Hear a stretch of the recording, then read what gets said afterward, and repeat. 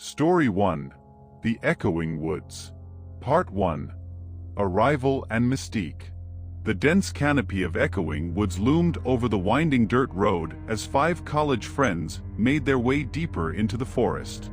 Sarah, Mike, Jenna, Tom, and Rachel were eager for a weekend of adventure and camaraderie, away from the stresses of their final year of college. The forest had a reputation for its strange echoes, a phenomenon that intrigued Sarah, an environmental science major with a penchant for the mysterious. After a grueling hike, they reached a secluded clearing just as the sun began to dip below the horizon. The air was thick with the scent of pine and damp earth. The clearing was spacious enough for their tents and a campfire, with a small stream trickling nearby. As they set up their camp, the forest around them seemed to close in, its shadows growing longer and more foreboding. The friends were in high spirits, laughing and joking as they pitched their tents and gathered wood for the fire. Mike, ever the practical one, had brought a portable grill and was already prepping dinner. Tom and Jenna, the unofficial comedians of the group, regaled everyone with exaggerated tales of their previous camping misadventures. Rachel, the quiet observer, took in the scenery with a sketchpad in hand, capturing the forest's haunting beauty in quick, deft strokes. As darkness fell, the first echoes began. At first, they were faint, almost indistinguishable from the sounds of the forest itself. The occasional snap of a twig, the rustle of leaves, but then they began to hear their own voices bouncing back at them, distorted and eerie. It started innocuously enough, with the forest repeating their laughter and snippets of conversation. But there was something off about the way the echoes returned, slightly delayed and with a mocking edge that set them all on edge. Did you hear that?" Sarah asked, her brow furrowing as she looked around. It's just the echoes," Mike said, trying to sound reassuring. This place is famous for them, remember?" "Yeah, but it's weird how it sounds like they're laughing at us," Jenna added, her voice tinged with unease. Tom shrugged it off, grinning. Come on, it's just nature having a bit of fun. Let's not get spooked on the first night." They gathered around the campfire, the warm glow and crackling flames a comforting contrast to the dark, silent woods beyond. They roasted marshmallows and shared ghost stories, their earlier tension melting away with each laugh and teasing comment. But the echoes persisted, growing bolder as the night wore on. They mimicked their voices with unsettling accuracy, sometimes blending different conversations into a confusing cacophony. As the fire died down and the group prepared to turn in for the night, Sarah suggested exploring deeper into the forest the next day to find the source of the echoes. The others agreed, though their earlier enthusiasm was now tempered with a hint of apprehension. Part 2. The Forest's Secrets. Morning dawned with a thick, clinging fog that muted the colors of the forest and cast an eerie pall over the landscape. After a quick breakfast, the friends set out, following a narrow trail that wound deeper into the woods. The air was heavy with moisture, and the trees seemed to press closer together, their branches intertwining overhead like a living canopy. The echoes were quieter during the day, but they never completely disappeared. Occasionally, the friends would hear faint murmurs and whispers, as if the forest itself was alive and observing their every move. The trail led them to an ancient oak tree, its massive trunk scarred with strange symbols and runes. Sarah examined them closely, her curiosity piqued. These look like some kind of old script," she said, tracing the carvings with her fingers. "Maybe there's more to this place than we thought." As they continued, they stumbled upon a series of old, decayed shacks hidden among the trees. The structures were overgrown with moss and ivy, their roofs caved in and windows shattered. Inside, they found remnants of past occupants, rusted tools, broken furniture, and more of the mysterious carvings. "This place gives me the creeps," Rachel muttered, clutching her sketchpad tightly. Mike nodded, his eyes scanning the shadows warily. Let's not stay here too long. We don't know who or what might still be around." They pressed on, the trail growing fainter and more difficult to follow. The forest seemed to grow denser, the underbrush thicker and more tangled. The echoes grew louder, their mocking tones more pronounced. It was as if the forest was toying with them, leading them deeper into its heart. By midday, they reached a clearing dominated by a massive stone altar, weathered and covered in moss. Surrounding it were crude stone pillars, each engraved with the same runes they had seen earlier. Sarah knelt by the altar, brushing away dirt and leaves to reveal more carvings. "This looks like some kind of ritual site," she said, her voice hushed with awe. Maybe this is where the echoes are coming from." Tom, ever the skeptic, rolled his eyes.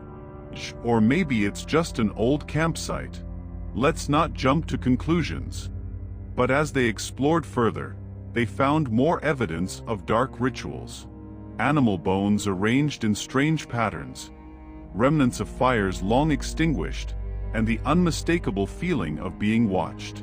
The echoes seemed to grow stronger, more insistent, whispering secrets that none of them wanted to hear. Part 3. Paranoia and Distrust. By the time they returned to their camp, tension hung heavy in the air. The forest seemed to close in around them, its whispers growing louder and more menacing. The friends tried to maintain their camaraderie, but the unease was palpable. That night, the echoes revealed their true nature. As they sat around the campfire, the whispers became distinct voices, each one revealing personal secrets. Jenna's infidelity, Mike's hidden gambling debts, Sarah's deep-seated fears, all laid bare by the mocking echoes. "Who told you that?" Jenna demanded, her face pale with shock. No one," Sarah replied, equally stunned. I swear, I haven't told anyone." Mike's fists clenched in anger. This isn't funny. Someone's messing with us." Tom tried to defuse the situation, but the damage was done. Trust eroded, and paranoia set in. The forest seemed to feed off their fear, the echoes growing louder and more derisive. They argued late into the night, their voices rising above the mocking whispers. By dawn, the group was on the verge of falling apart. Mike and Jenna barely spoke to each other, while Sarah and Tom exchanged wary glances. Rachel, ever the observer, watched with growing dread as the forest's influence tightened its grip on her friends. Desperation drove them deeper into the forest, searching for answers. They returned to the stone altar, hoping to find some way to break the forest's hold on them. But the altar offered no answers, only more questions. As they explored the surrounding area, they discovered an old, weathered journal hidden among the rocks. The pages were yellowed with age, but the writing was still legible. It belonged to a camper named Daniel, who had visited the forest years ago. Part 4. The Horrifying Discovery. Daniel's journal detailed his descent into madness. He described the echoes, the strange symbols, and the feeling of being watched. He wrote of his friends turning on each other, driven to paranoia and violence by the forest's influence. The final entries were frantic, desperate pleas for help, ending abruptly with a single, ominous sentence. "The forest knows our secrets." As Sarah read the journal aloud, the others listened in silence, the reality of their situation sinking in. They realized that the echoes were not a natural phenomenon, but the result of dark rituals performed by a long-forgotten cult. The spirits of the cult's victims were trapped in the forest, bound to the echoes that tormented them. "We have to leave," Mike said, his voice trembling. "We have to get out of here before it drives us mad." But the forest had other plans. As they tried to retrace their steps, they found the path blocked by dense underbrush and twisted roots. The echoes grew louder, more insistent, repeating their secrets back to them with malicious glee. Rachel, clutching her sketchpad, noticed something strange. The sketches she had made of the forest now seemed to move, the trees and shadows shifting and changing. It was as if the forest itself was alive, watching them through her drawings. In a fit of hysteria, Rachel ran into the forest, her screams swallowed by the echoes. The others chased after her, but the forest twisted and turned, leading them in circles. They found her sketchpad abandoned on the ground, the pages torn and scattered. Desperation turned to terror as they realized they were trapped. The forest seemed to close in around them, the echoes becoming a deafening roar. The trees loomed overhead, their branches like skeletal fingers reaching out to snare them. In a final, desperate bid for survival, they returned to the stone altar. Sarah remembered a passage in Daniel's journal that hinted at destroying the altar to free the spirits. They gathered stones and sticks, bashing at the ancient structure with all their strength. As the altar cracked and crumbled, the echoes reached a crescendo, a cacophony of tormented voices that filled the air. The ground shook, and the trees seemed to writhe in agony. But as the final stone fell, the echoes abruptly ceased. An eerie silence enveloped the forest, broken only by the ragged breaths of the friends. The oppressive atmosphere lifted, and the forest seemed to return to its natural state. They stumbled back to their camp, their faces pale and eyes haunted. They packed up in silence, the memory of their ordeal etched into their minds. The walk back to civilization was a blur, each step a struggle against the lingering fear that the forest might reclaim them. As they reached the edge of the forest, they turned back for one last look. The echoing wood stood silent and still, a dark reminder of the secrets it held. The friends vowed never to return, their bond forever changed by the horrors they had faced. Sarah kept Daniel's journal, a grim souvenir of their ordeal. She would spend years researching the mysteries of the echoing woods, driven by a need to understand and perhaps one day lay to rest the spirits trapped there. The others went their separate ways, each coping with their trauma in different ways. Part 5. Aftermath and Obsession.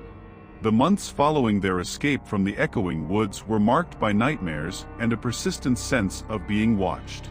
Sarah, in particular, found herself haunted by the experience. She returned to college but threw herself into her studies with an almost manic intensity, focusing specifically on folklore, paranormal phenomena, and ancient rituals. Mike, once the practical leader of the group, struggled with paranoia and anxiety. He dropped out of school and moved back home, seeking the comfort of familiarity.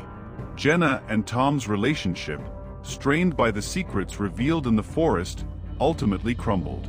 Jenna moved away, attempting to start fresh in a new city, while Tom sought solace in therapy and support groups for trauma survivors. Rachel, whose artistic talent had once been a source of joy, found herself unable to draw without seeing the twisted images of the forest in her mind's eye. She packed away her sketchpad and paints, fearing what might emerge if she picked them up again. Despite the distance and the pain, the friends remained in touch, their shared trauma forming a bond that could not be broken. They met occasionally, their conversations inevitably drifting back to that fateful weekend in the forest. Part 6. Sarah's Return. Years passed, and Sarah's obsession with the echoing woods only grew. She became a renowned expert in her field. Her work focused on uncovering the truth behind supernatural phenomena. Yet, despite her success, she felt an unrelenting pull towards the forest. One crisp autumn day, Sarah decided she could no longer ignore the call. Armed with years of research, advanced recording equipment, and a determination to uncover the truth, she prepared to return to the echoing woods. She reached out to her old friends, hoping they might join her in facing their demons once more. To her surprise, they agreed. Each of them, in their own way, had been waiting for the chance to confront the darkness that had haunted them for so long. Part 7. The Final Expedition. The reunion at the edge of the forest was bittersweet. They had all changed, the weight of their shared experience evident in their eyes and mannerisms. Yet, there was a sense of resolution and determination as they stepped once more into the echoing woods. The forest seemed unchanged, its dense canopy and eerie stillness a stark contrast to the bustling world outside. Yet, as they ventured deeper, the friends noticed subtle differences. The air was heavier, the shadows darker. The echoes, once an eerie curiosity, now felt like a palpable presence, watching and waiting. They followed the same path as before, their journey guided by Sarah's research and the haunting memories of their previous trip. The stone altar, now shattered and overgrown, stood as a grim reminder of their ordeal. Yet, Sarah was convinced that the true source of the forest's power lay deeper within. As they pushed further into uncharted territory, the echoes began to change. They no longer mimicked their voices but spoke in an ancient, guttural language that none of them recognized. The carvings on the trees grew more intricate, the symbols more sinister. Part 8. The Heart of the Forest. After hours of trekking, they reached a hidden grove, unlike anything they had seen before. At its center stood a massive, ancient tree, its trunk covered in the same runes and symbols they had encountered throughout the forest. The air around it seemed to hum with energy, the echoes converging into a single, pulsating rhythm. This is it," as Sarah whispered, her voice trembling with a mix of fear and excitement. "This is the source." As they approached the tree, the ground beneath them began to vibrate, and the echoes intensified, becoming a deafening chorus. The friends formed a circle around the tree, their hands linked in a show of unity and resolve. Drawing on her research, Sarah began to recite a ritual she had pieced together from various sources, hoping it would dispel the forest's curse. The others joined in, their voices merging with the echoes in a haunting harmony. Part 9.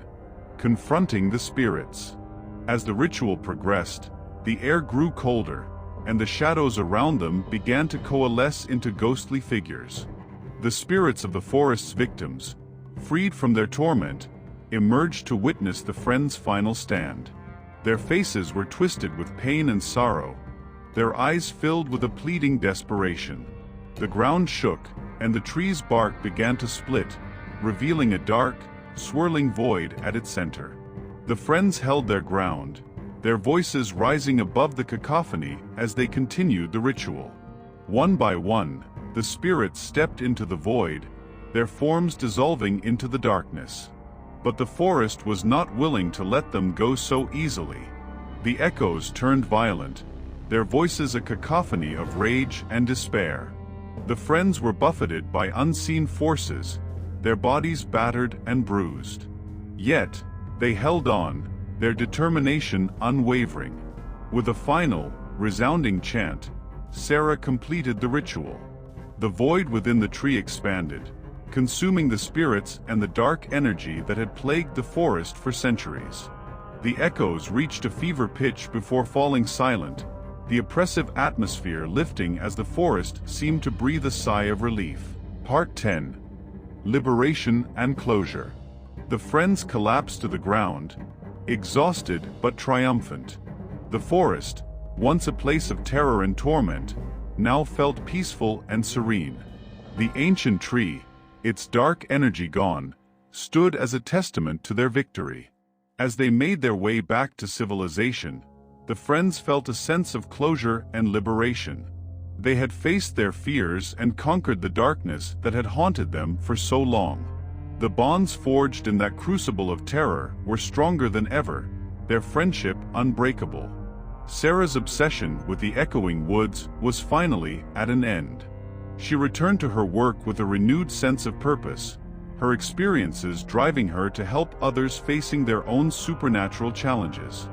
The others, too, found peace and healing, their lives no longer overshadowed by the horrors of the past. The echoing woods, once a place of dread and despair, became a symbol of resilience and redemption.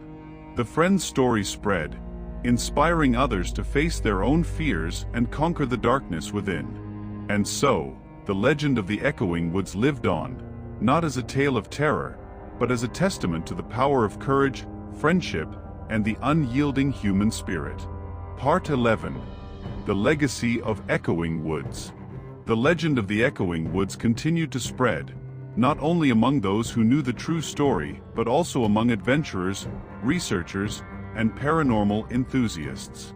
Sarah's detailed accounts and research findings were published, turning her into a prominent figure in her field. Her book, Echoes of the Past, unraveling the mysteries of the Echoing Woods, became a bestseller, sparking renewed interest in the supernatural.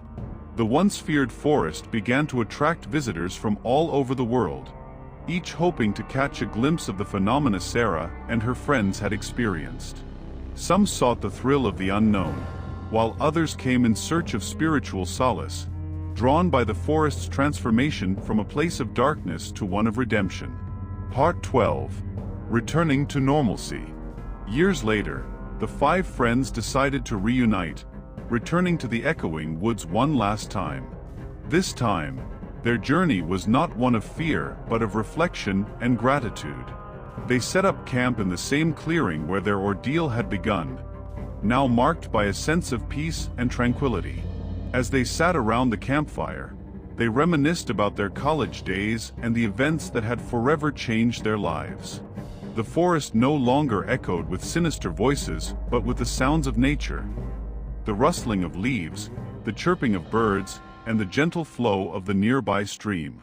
Tom, who had become a successful therapist, spoke of how their experience had shaped his career, inspiring him to help others facing their own traumas. Jenna, now an artist, shared how she had finally found the courage to express her true self through her work, her paintings infused with the beauty and mystery of the forest. Mike, who had struggled the most, thanked his friends for their unwavering support, acknowledging that their bond had been his anchor through the darkest times. Rachel, who had rediscovered her love for art, presented each of them with a sketch of their journey, capturing the essence of their friendship and the forest that had brought them together. Part 13. A New Beginning. As the night wore on, Sarah revealed that she had been working on a new project, creating a sanctuary within the Echoing Woods to honor the spirits and ensure that their story would never be forgotten. With the help of local authorities and environmental groups, she planned to preserve the forest as a historical and spiritual site, open to those seeking understanding and healing. The friends agreed to support her endeavor, each contributing in their own way. Tom offered his expertise in trauma recovery, Jenna her artistic talents, Mike his logistical skills, and Rachel her storytelling ability. Together, they envisioned a place where the past and present could coexist, where the echoes of history would serve as a guide rather than a torment. Part 14. Echoes of Hope. The sanctuary project flourished, drawing visitors from all walks of life. Guided tours led by Sarah and her friends recounted the forest's dark history and its miraculous transformation. Workshops and retreats focused on healing, self-discovery, and the power of nature, helping countless individuals find peace and purpose. The Echoing Woods became a beacon of hope, a testament to the resilience of the human spirit and the enduring power of friendship. The forest, once shrouded in darkness, now echoed with laughter, music, and the stories of those who had found solace within its embrace. As Sarah and her friends stood at the edge of the forest, looking out over the sanctuary they had helped create, they felt a profound sense of fulfillment. The Echoing Woods had given them a second chance, a new beginning, and a purpose greater than any of them could have imagined. The legend of the Echoing Woods lived on, a story of terror transformed into one of hope, redemption, and the unbreakable bonds of friendship. And as the echoes of their laughter mingled with the sounds of the forest, the friends knew that they had truly come full circle, their journey forever intertwined with the ancient woods that had once held them captive. Story 2. The Forgotten Campground. Part 1. The Search for a Getaway. The McAllister family was in dire need of a break. After a year filled with hectic schedules, work deadlines, and the endless cycle of city life, they longed for a cheap vacation spot where they could reconnect with nature and each other. John and Karen McAllister, along with their teenage children, Emily and Jake, pored over maps and travel brochures in search of the perfect destination. John, a high school history teacher, was particularly drawn to a small note on an old, weathered map. It marked a place called the Whispering Pines Campground, and nestled deep in a remote forest, miles away from any major roads or towns. Karen, an avid reader of local legends and ghost stories, recalled hearing vague tales about the campground's dark past but dismissed them as mere folklore.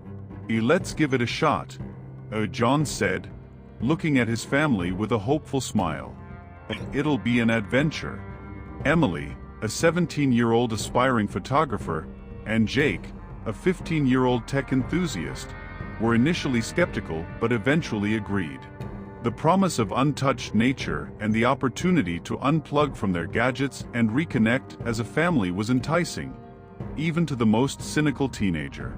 With their bags packed and the car loaded, the McAllisters set off early one Saturday morning, the excitement of the unknown adventure ahead filling the air. Part 2. The Journey to Whispering Pines. The drive to Whispering Pines was long and winding, the road gradually transforming from smooth asphalt to a rugged, narrow dirt path flanked by towering trees. As they drove deeper into the forest, the sunlight grew dimmer, filtered through the thick canopy above. The air grew cooler, and the sense of isolation intensified. "Are you sure this place exists?" Jake asked, his eyes glued to his phone's GPS, which had lost signal miles ago. "It'll be fine," John replied, trying to sound confident. "Maps don't lie." Karen, sensing the growing unease in her children, turned to reassure them. "This will be good for us. Just imagine the stories we'll have to tell when we get back." Finally, after what seemed like hours, they reached a rusty, decrepit sign that read Whispering Pines Campground. The sign hung crookedly on one hinge, swaying slightly in the breeze. "This is it," John announced, pulling the car to a stop. The campground beyond the sign was overgrown and abandoned, the remnants of old cabins and facilities barely visible through the thick underbrush.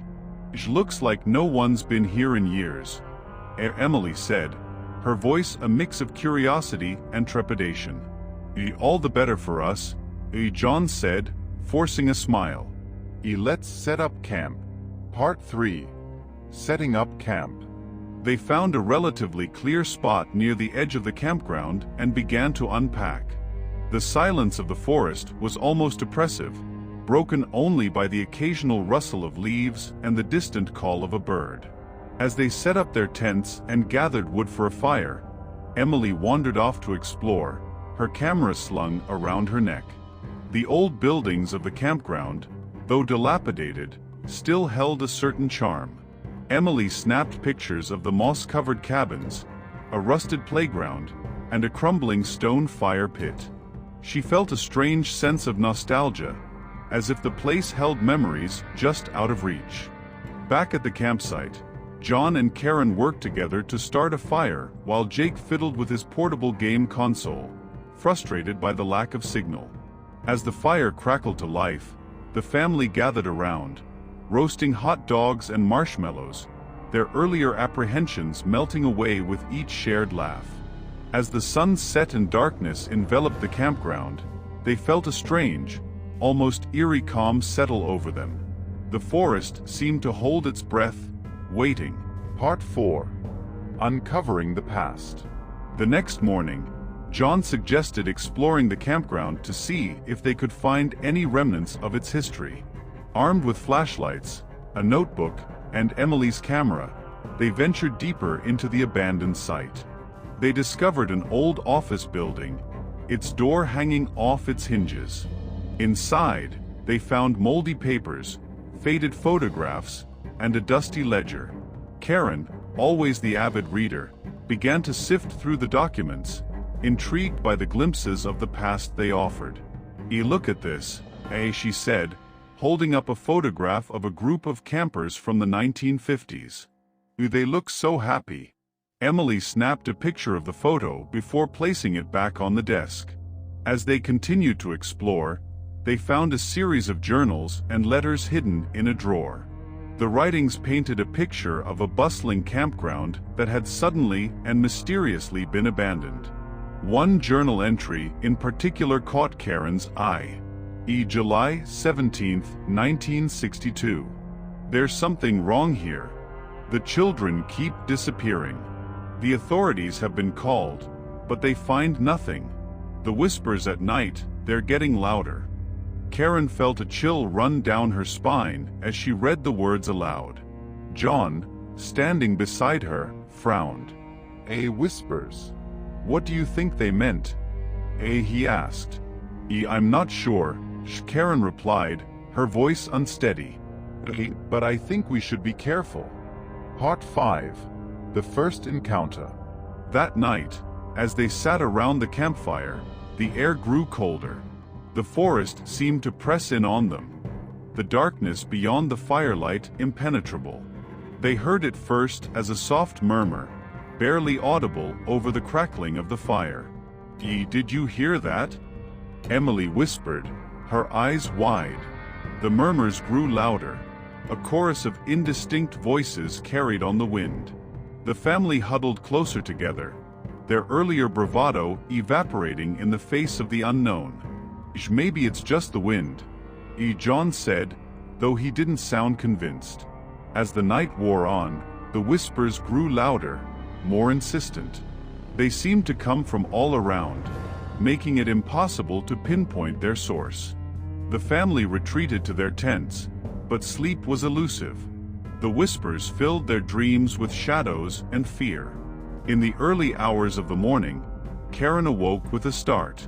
She thought she saw a figure standing at the edge of the firelight, but when she blinked, it was gone. Her heart pounding, she lay back down, trying to convince herself it was just her imagination. Part 6.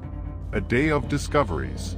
Determined to uncover more about the campground's history, the McAllisters spent the next day exploring further. They found more journals and letters, each one adding pieces to the puzzle of Whispering Pine's dark past. The writing spoke of disappearances, strange noises, and a growing sense of dread among the campers and staff. Emily discovered an old photograph album in the ruins of what had once been the camp's mess hall. The pictures showed happy campers, staff gatherings, and campfire sing-alongs. But the last few pages were filled with blurred, dark images that sent shivers down her spine. These don't look right, she said, showing the photos to her parents. Maybe the film was damaged, John suggested, though his voice lacked conviction. Jake, who had been unusually quiet, spoke up. What if the stories are true? What if there's something here with us? Karen placed a reassuring hand on his shoulder. Whatever it is, we'll face it together. Part 7. The Haunted Night. That night, the whispers returned with a vengeance. The family sat in their tents, listening as the voices grew louder and more distinct. They heard snippets of conversations, children laughing, and a woman singing a lullaby. The sounds were unnerving, each one seeming to come from a different direction. Suddenly, Emily screamed. She had seen a ghostly figure of a child standing just outside her tent, its eyes wide and filled with sorrow. The family rushed to her side, but the figure had vanished. I saw it, Emily insisted, her voice trembling. A little girl. She looked so sad. John and Karen exchanged worried glances. We need to figure out what's happening here, John said, his voice firm. They decided to stay up together by the fire, keeping watch. As the night wore on, they heard footsteps crunching on the forest floor, whispers in the wind, and glimpses of shadowy figures among the trees. The sense of being watched was overwhelming, and they could feel an unseen presence closing in. Part 8. Confronting the Spirits. The next day, they found more evidence of the campground's tragic past. The final journal entries were desperate, detailing the disappearances of more children and the growing fear among the remaining campers and staff. July 31, 1962. We can't stay here any longer. The whispers have become screams. The children are all gone. We must leave before we lose our minds. Karen's voice shook as she read the last entry. We need to do something to help these spirits find peace.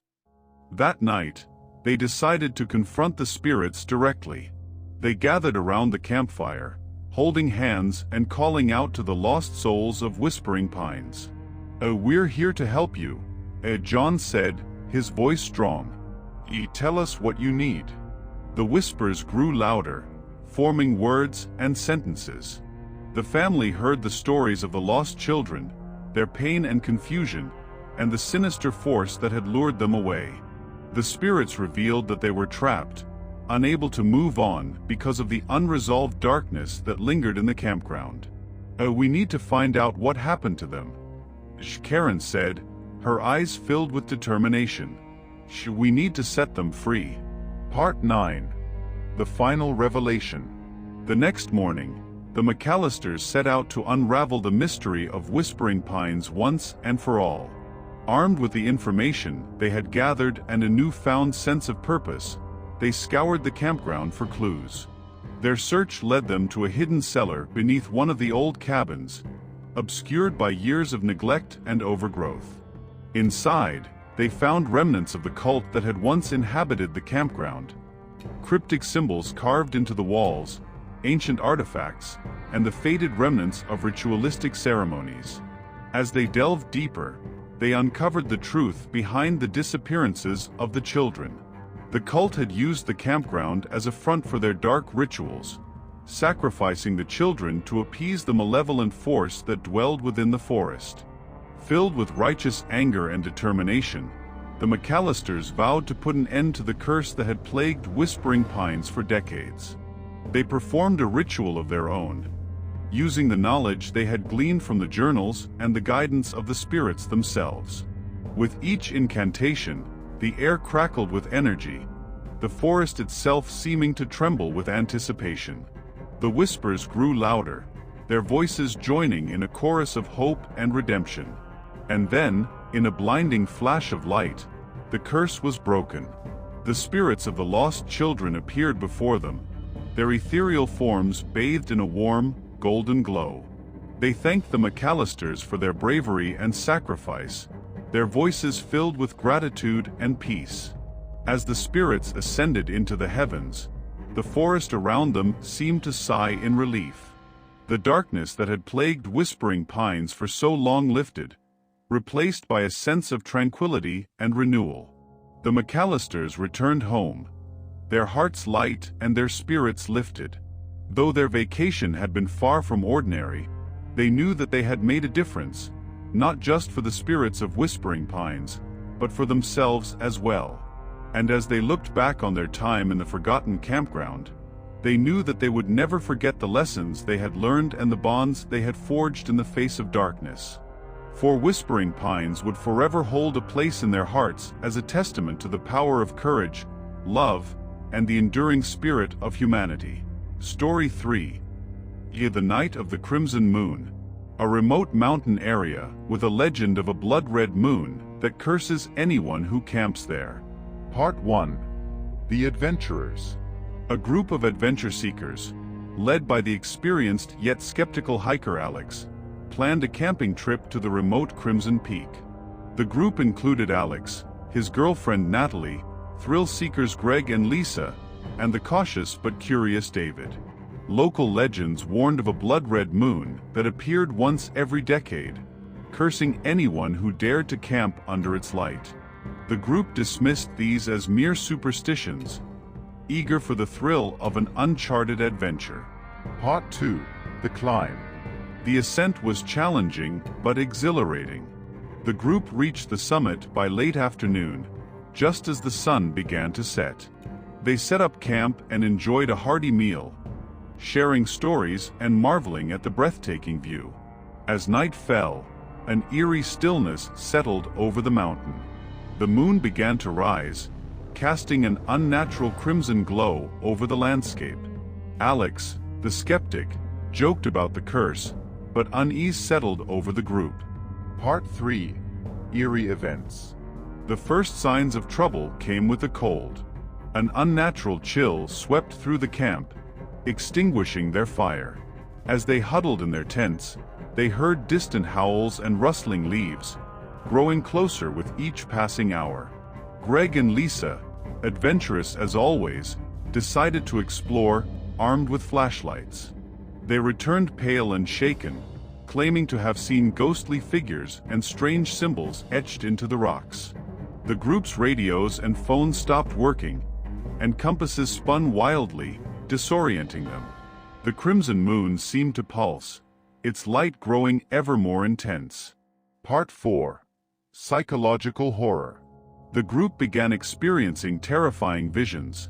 Natalie saw her deceased brother, David encountered monstrous versions of his friends, and Alex was haunted by images of the mountain covered in blood. Sleep-deprived and terrified, they decided to leave at first light. But dawn never came. The crimson moon hung persistently in the sky, casting its dreadful light. Time seemed distorted, and their attempts to leave the mountain only led them in circles. Part 5. Survival and Sanity. Supplies dwindled, and tensions flared. Alex struggled to maintain order, but the group's unity crumbled under the psychological strain. Greg and Lisa turned on each other, and David began to withdraw into himself, mumbling about the mountain being alive. Natalie found an ancient stone tablet near their camp, inscribed with a language she couldn't decipher. Alex, desperate for answers, recalled a story about a hermit who lived nearby and might know the mountain's secrets. Part 6. The Hermit's Tale. Finding the hermit's cave, they were greeted by an old man who seemed to have been expecting them. He revealed the mountain's dark past, a place of ancient rituals and sacrifices, cursed by the blood moon. The only way to break the curse was to survive the night without succumbing to fear. Armed with this knowledge, the group returned to their camp. The hermit's words gave them a glimmer of hope, but the night was far from over. Part 7. The Final Struggle. As the night dragged on, the crimson moon's effects intensified. Shadows seemed to come alive, whispering their deepest fears and regrets. The group huddled together, trying to maintain their sanity. Alex, taking the lead, reminded everyone of the hermit's words, urging them to stay strong. Part 7. The Final Struggle continued. As they waited for dawn, the group faced relentless psychological assaults. Natalie, gripped by a vision of her dead brother blaming her for his death, nearly walked off a cliff. Alex caught her just in time, whispering reassurances and grounding her in reality. Greg, unable to withstand the visions of monstrous creatures chasing him, screamed and fled into the woods. The others tried to stop him, but he vanished into the darkness. The remaining four clung to each other, realizing that isolation only fed the mountain's curse. Part 8. Confronting the Darkness. Hours felt like days. The group decided to burn the strange stone tablet Natalie had found, hoping it would weaken the curse. As they set it ablaze, the whispers turned into agonizing wails, and the shadows around them seemed to writhe in pain. David, usually the most rational, started speaking in tongues, as if possessed. Lisa slapped him, snapping him out of his trance. They realized they had to confront their inner demons to break free. Each took turns sharing their darkest secrets, facing their fears head-on under the crimson moon's light. Part 9. The Sacrifice. In their confessions, they found unexpected strength. The mountain's hold seemed to weaken as they united against their fears. But just when they thought they were winning, Greg's tortured screams echoed through the forest. They found him at the edge of the woods, eyes wide in terror, mumbling incoherently. Greg's return brought with it a surge of supernatural energy. The crimson moon's light grew blinding, and the ground beneath them trembled. The group realized that the curse demanded a final sacrifice. One of them had to willingly offer themselves to break the cycle. Alex volunteered, believing it was his responsibility as the leader. He walked to the center of their camp and kneeled, speaking to the mountain and the crimson moon. As he offered his life, the moon's light intensified, and a wave of energy surged through the camp. Part 10. Dawn's Arrival. Just as Alex's life seemed to ebb away, the crimson moon began to fade, and the first light of dawn pierced the horizon. The curse lifted, the supernatural chill dissipated, and the forest returned to its natural state. Alex collapsed, unconscious but alive. The group, though battered and scarred, had survived the night. They carried Alex back down the mountain, the weight of their ordeal etched into their faces. The curse was broken, but the memory of the crimson moon would haunt them forever. As they reached civilization, they vowed to keep the legend of Crimson Peak alive, warning others of the dangers hidden in the remote mountain's dark history. The night of the crimson moon became a tale of terror and survival, a reminder of the thin line between fear and courage.